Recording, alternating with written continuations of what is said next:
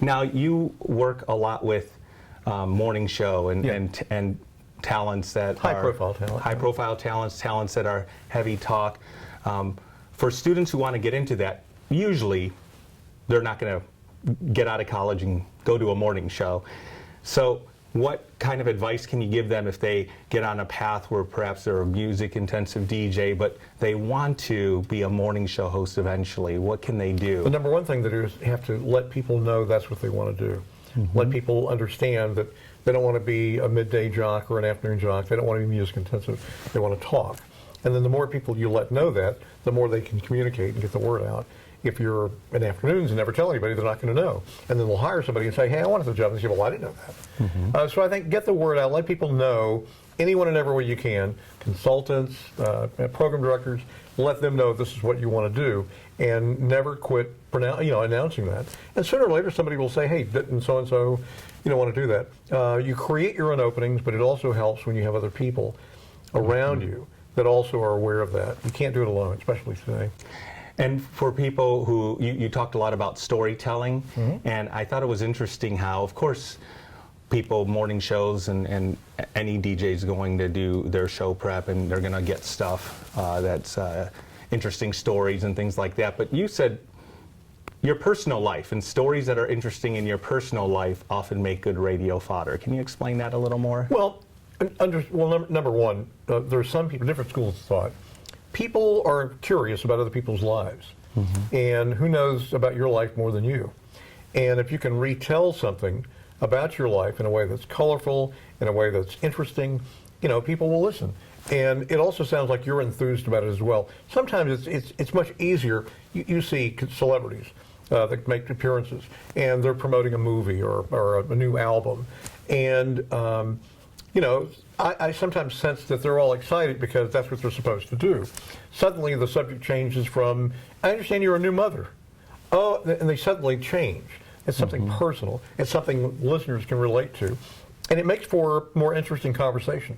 Because people, in fact, somebody told me recently that PPM, that they can always tell when people are promoting things because listeners kind of go, oh, they're promoting something, you're selling something, so they get away. So I think it's, telling stories about sharing your personal life. And some people can share more of their personal life than others. But I think sharing your personal life, talking about what your life is like, and especially those aspects of your life that relate to other people. Your experience of where you live, the same hassles, the same headaches, the same troubles, the more you can relate to listeners, the better. And be a little self-deprecating, maybe? I think I didn't say that today, but you know what, I should have. It's one of the, I tell any morning show two things. Learn to be self-deprecating. David Letterman made a career out of it. Learn to poke fun at yourself. The second thing is, obviously, be real. But I think for a lot of people, just don't take yourself so seriously. And it allows you to relax and not worry about always having to be perfect and be somebody you're not. So when people do an interview, especially, again, younger people, since we're talking to students a lot, what is a big mistake you often see people make that you want to correct, that you wish you could tell them on the radio, listen, stop doing this? You said the word, listen. Biggest mistake is they don't really listen to what people are saying. I've heard people ask a question that's already been answered.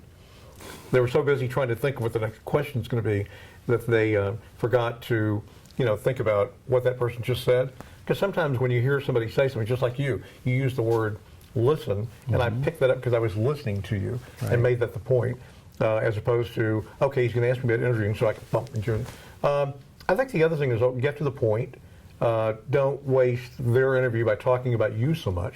Some people interview movie stars about a new movie they're in or what, and they'll say something like, I've seen all your movies and I saw this, and one of my favorites was, and they go off on a tangent about, their observations. Tell me about, you. And so, and also, keep the spotlight on them. Try to ask questions that not everyone else has asked, and I think you'll be on the road to the right way. So, but keep doing what you're doing. And the other thing that I notice sometimes, I hate when people interrupt people when they're talking. Being pundits on TV, that's their job, I guess. But I want to hear the answer. But also, if somebody's dragging on a question too long, I think I said this today, learn a way to politely interrupt and kind of get to the point. Well, thank you so much. I appreciate you coming out here and talking to the students. It was great to meet you, Mr. Don Anthony. Thank you.